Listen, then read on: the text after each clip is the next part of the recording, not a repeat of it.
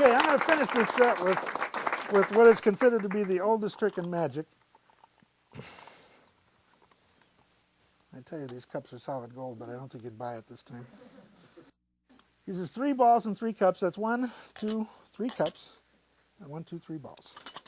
1, 2, 3 cups, and 1, 2, 3 balls. Do everything fair. I'm going to put 1 into there like that, no cheating. 1 into there like that, and 1 into there like that, no cheating. I'm going to show you some very simple magician's moves. I'm going to start by making this ball leave and join this one over here. Watch it, just like that. Takes a little touch, just like that, to put 2 over there, and 1 over there, just like that. Now, if I wanted the ball to go over here, what I have to do is reach through here and take it, drop it back in that cup. That leaves just 1 there. Take it out of this cup, drop it in there. That leaves 2 there, and of course 1 there. I'm going to do it again, and this time I'm going to do a very unusual move. This is called the double touch. I put 1 into there like that, 1 into there like that, and 1 into there like that. Touch, touch, touch. That leaves none there, and all 3 right in the middle, just like that. Now, you know, I've studied this trick, and it's kind of confusing because there's so many objects. There's like 3 balls and 3 cups. That's 6 objects. And so I thought that's too confusing. That's too hard for people to follow. So I'm going to do it with just 2 cups and 2 balls and 1 hand. Cup, ball, brush, goes through just like that. I'll do it again. 1 hand. Cup, ball, brush. The ball leaves there and goes right through there. 1 more time. Cup, ball, brush, right through just like that. You know, people always ask me if the balls can go down, can they go up? Sure, just like this. A little tap to the bottom of the table, right up it comes just like that, leaving you with 1 there. You know what? 4 objects is a little tough. I mean, 2 balls, 2 cups, that's a little tough. So I'll do it with just 2, the ball and a cup. 1 ball and 1 cup, okay? I'm going to ask you to help me this time. I want you to take your fingers and put them just like that. So you hold that cup down. But before you do, I'll let people see. Can you peek under there, Frank? Is there a ball under there? Nothing. Put your fingers right on there. Nothing. Don't let anything get in or out of there, okay? We're going to see what happens. Actually, it works. It's a trick cup. It's got a little secret bottom. See, if I just hit that bottom just right and let the ball fall right there, just like that. I'm going to do it one last time. This time, keep 1 eye on the cup, 1 eye on the ball, and 1 eye on the hand it goes into. And I'll do it motion. I put the ball in the hand. I blow. That's bad breath, but a good trick. Boom. And the ball goes right back in. Just like that. You know what? I thought more about this thing, and you know, it isn't a question of how many. It's a question of the size. So the next time I do this trick, I'll use the big ones. Thank you very much. Thank you very much. Thank you. Thank you.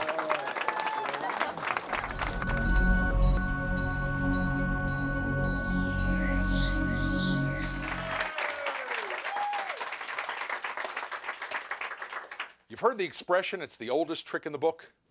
This one really is. It dates back to at least the ancient Egyptian civilization. There are hieroglyphics on the walls of the Great Pyramid at Cheops depicting Egyptian conjurers performing this very effect. Now, the Egyptians, they used clay pots and stones. This afternoon, I'll be using these 3 engraved silver goblets and a small red ball. Now, the illusion is that of solid passing through solid in a simulacrum of real magic. Now,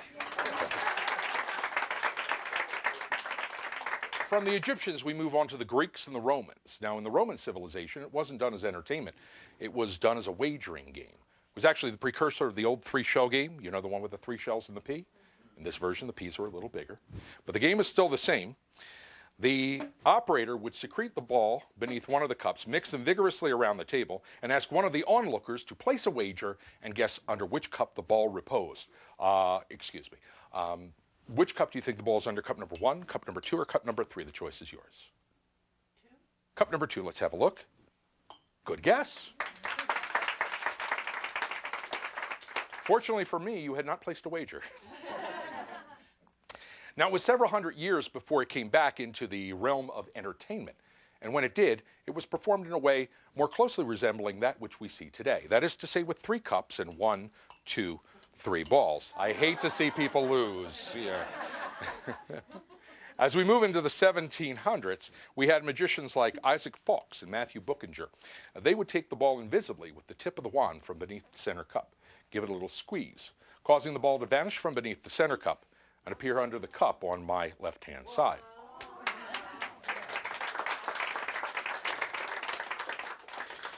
In the early 1800s, magicians like Bosker, Dobler, and Hofzinser, they would do in a similar fashion. That is to say, they'd remove it from the center cup, give it a squeeze, cause the ball to vanish from the center cup and appear here under the cup on my right. A small but important difference.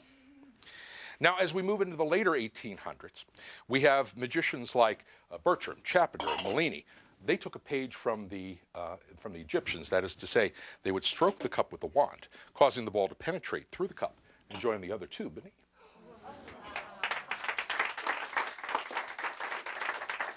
Now, there is one particular magician I left out of this time period, probably the most important of all. In fact, probably one of the most important in the entire history of magic. I speak of Jean-Eugène Robert Houdin. He was the father of modern conjuring. Robert Houdin did do the cups and balls. In fact, his routine survives in print to this day. With your kind indulgence, I'd like to perform some passages of his cups and balls routine. It has been asserted by many, not the least of which the celebrated Erasmus of Rotterdam, that any material object can only appear in one place at any given moment. I maintain, on the contrary, that any material object can be in several places simultaneously and may in fact be nowhere at all. I shall make use of the certain pieces of apparatus called cups or goblets for this important correction of the human intellect. These objects, like all with which the universe has furnished, have names. The first is Branca Ferra, the iron fist. The second, or to quote the eloquent Cicero, the one in the middle, that is passapartuto, passes through all obstacles. The third or last, or for your better comprehension, the first from this end, that is più presto che il vento, swifter than the wind. Ladies and gentlemen, the cups and balls of Robert Houdin.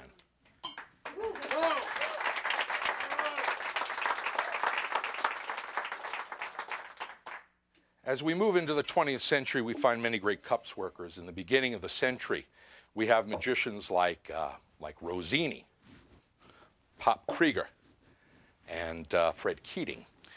In the latter part of the century, we have magicians like Luxor Galli, the incredible Fred Capps, and Michael Amar. But the greatest of them all was the Professor, Dave Vernon.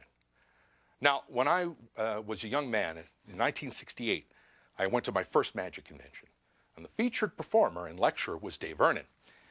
A 14-year-old boy can scarcely appreciate the genius that Vernon was, but I had the good fortune to see him perform and lecture many times over the ensuing years, and I got to spend time with him personally, talking with him, learning from him. This routine, in essence, is Vernon's routine for the cups and balls. And the professor always believed that every good cups and balls routine should have a big finish. And so, this one does. Thank you.